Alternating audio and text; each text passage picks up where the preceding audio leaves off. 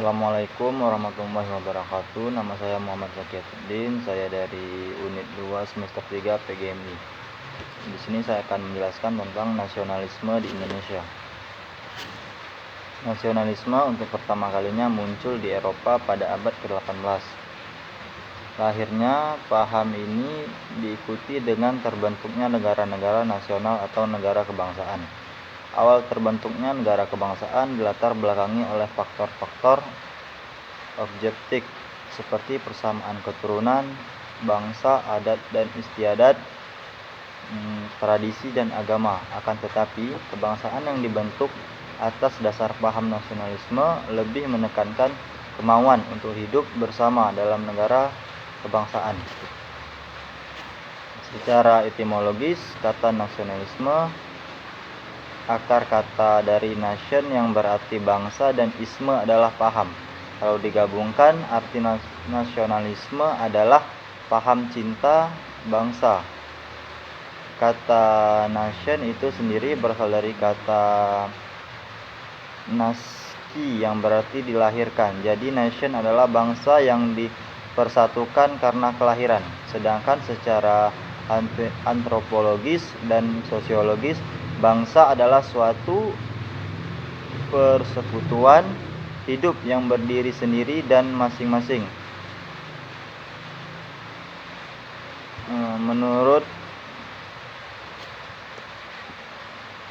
Menurut sejarahnya, sejarah lahir nasionalisme yang pertama sebagai suatu fenomena. Nasionalisme terjadi di mana-mana yang meliputi benua Eropa, Amerika, Asia, dan Afrika. Ada beberapa faktor yang melatar belakangi dan ikut mewarnai tumbuhnya nasionalisme yang kemudian menjadi spirit bagi bangsa untuk mencapai harapan-harapan barunya, seperti kemerdekaan, persamaan untuk menentukan kehidupan melalui negara nasionalnya. Nasionalisme Indonesia yang dalam perkembangan mencapai titik puncak setelah Perang Dunia Kedua, yaitu dengan diproklamasikan kemerdekaan Indonesia. Hal itu berarti bahwa penduduk Indonesia berlangsung melalui proses sejarah yang sangat panjang. Lahirnya nasionalisme di Indonesia selain disebabkan oleh penderitaan panjang di bidang ekonomi nasional, pendidikan, hukum, dan politik, juga dipengaruhi oleh meningkatnya semangat bangsa-bangsa yang terjajah lamanya dalam meraih kemerdekaan. Yang nasionalisme Pancasila. Nasionalisme di Indonesia melahirkan Pancasila sebagai ideologis negara. Perjuangan yang lama untuk mencapai kemerdekaan kini telah terwujud.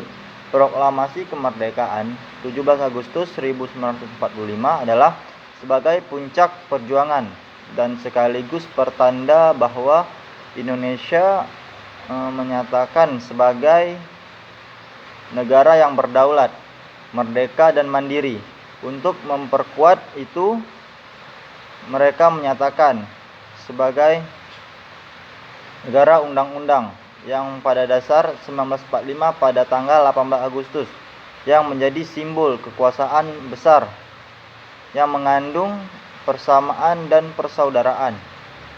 Secara nyata dapat dilihat kalau kita berbicara pada Pancasila sebagai dasar negara, maka yang terjadi seharusnya adalah bagaimana negara itu berusaha dengan berbagai upaya untuk menegakkan masyarakat yang berkebutuhan, adil dan bermoral.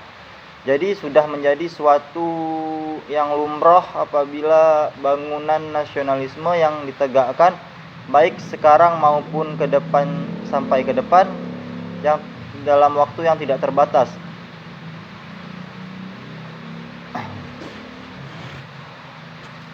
Yang pertama perlu diketahui sila-sila yang ada dalam Pancasila. Yang pertama, ketuhanan yang Maha Esa. Sila ini menunjukkan bahwa apa yang berlaku di negara ini baik mengenai kenegaraan, kemasyarakatan maupun perorangan, harus sesuai dengan sifat-sifat Tuhan yang tak terbatas. Yang kedua, kemanusiaan yang adil dan beradab.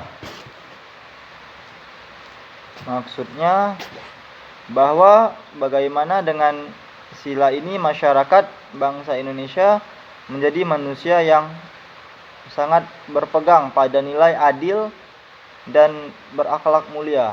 Yang ketiga dan seterusnya. Yang D, peran nasionalisme di Indonesia. Nasionalisme di Indonesia sebagai suatu gejala yang telah banyak sekali berkembang sebagai jawaban atas kondisi politik, ekonomi, dan sosial khususnya yang ditimbulkan oleh situasi kolonial. Kemenangan Jepang terhadap Rusia pada tahun 1905, gerakan Turki Muda dan revolusi Cina, serta gerakan nasional di negara lain memberi pengaruh yang sangat besar terhadap perkembangan nasionalisme tersebut. Perkembangan nasionalisme yang mengarah pada upaya untuk melakukan pergerakan guna melawan penjajahan tidak bisa lepas dari peran berbagai golongan. Yang pertama, golongan terpelajar. Apa itu golongan terpelajar? Golongan terpelajar dalam masyarakat Indonesia saat itu termasuk dalam kelompok yang sangat elit, sebab masih sedikit penduduk pribumi yang dapat memperoleh pendidikan pada saat itu. Kesempatan memperoleh pendidikan merupakan sebuah kesempatan yang sangat istimewa bagi rakyat Indonesia pada saat waktu itu. Yang kedua, golongan profesional. Golongan profesional merupakan mereka yang memiliki profesi tertentu seperti guru dan dokter, atau keanggotaan golongan hanya terbatas pada orang yang golongannya lebih banyak. Ada yang mengembangkan profesinya di daerah perkotaan, daerah perkampungan.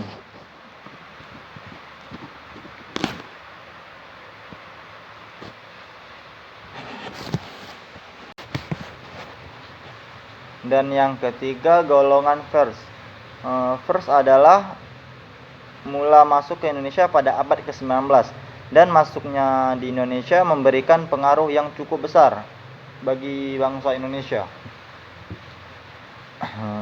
Wujud perkembangannya dapat kita lihat dalam bentuk surat kabar maupun majalah. Awalnya surat kabar yang beredar hanya digunakan untuk orang-orang asing, tetapi karena untuk mengejar pelanggan dan masyarakat pribumi, maka muncul surat kabar yang dimodali orang Cina tetapi menggunakan bahasa Melayu.